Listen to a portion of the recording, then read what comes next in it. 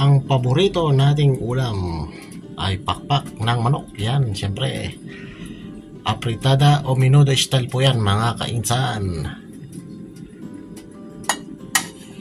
At ang ating kanin, ayun, gumugulo na.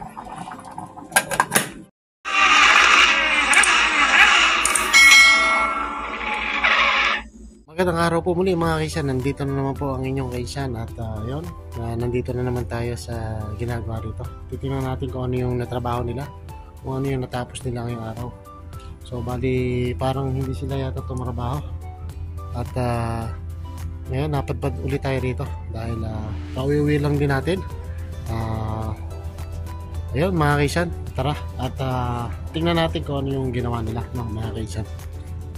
Ayan nga po ang itsura, no, ito. Tinambak nila rito yung ano. Wala kasing drum doon sa labas kaya hindi nila maitapon. So ayan, yung mga kalat-kalat pa rito. Ayan, mga kaisan. So bali yan nga po pala yung pinaka wall nya, yung pinaka dingding nya sa gilid. Nilagyan din pala nila ng tiles, ano, mga kaisan. Bali isang kulay lang po yung ano, yung tiles nila rito. Yan. Yan po yung tiles, oh.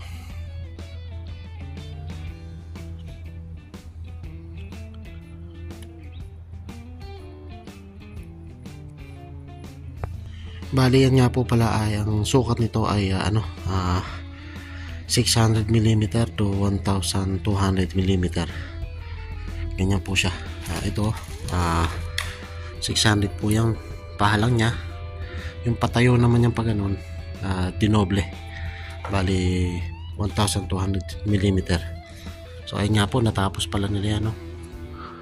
Tapos yung dito sa banda dito sa loob, titingnan natin kung natapos na dito sa may CR. Para tingnan natin mga kainsan.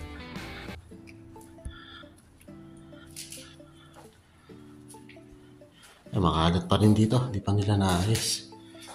So ayan mga kainsan,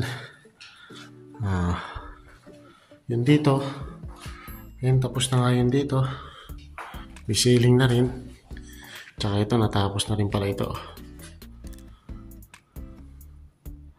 Gumagamit sila ng ilaw, hindi lang nakasaksak yung ilaw kaya madilim. Bali ito nga po pala yung ano, kakabitan ng ano, ng pinaka ano nya, yung sa bowl, ano. Bali yan po yung style nya, nakahanger. So itong floor na to dito sa baba, makikita mo yan dahil ito nakaangat to. Nakaangat po yung pinaka bowl nya, hanger bowl kung tawagin. Ano, katulad din yun, ganun din siya, may butas din. So ayan, tapos na nga rin po rito mga kaisan. Konting-konti na lang, konting gembot pa. Pero ang mabigat na trabaho rito, ayan yung pag ano rito, pag-skim coat. Yan po yung isa pang gagawin dito na matrabaho mga kaisan, skim coat.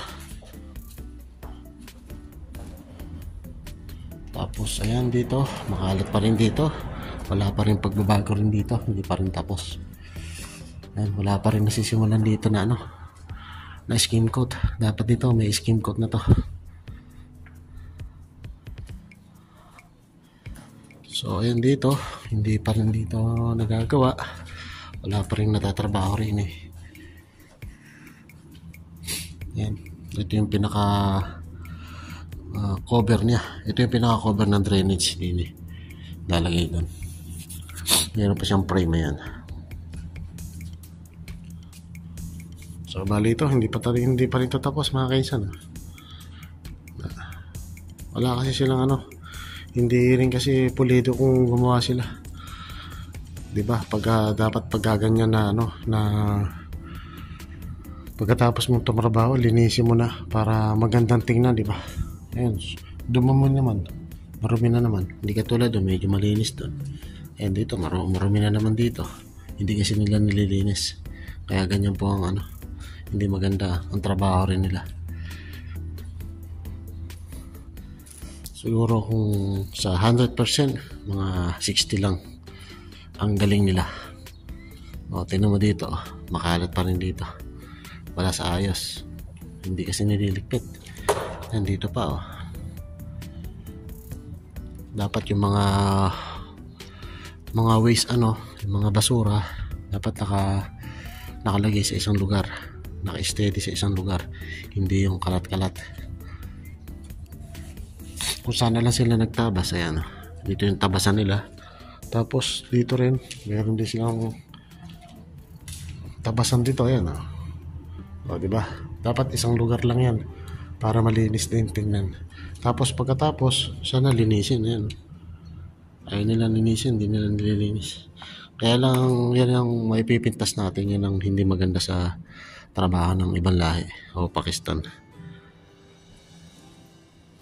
So ayan mga kaisan, hanggang sa muli mga kaisan. At na-update ko na nga kayo dito sa ginagawa renovation dito. So sabi ko nga, life is better, better is life. So happy lang tayo mga kaisan. Ingat and God bless po.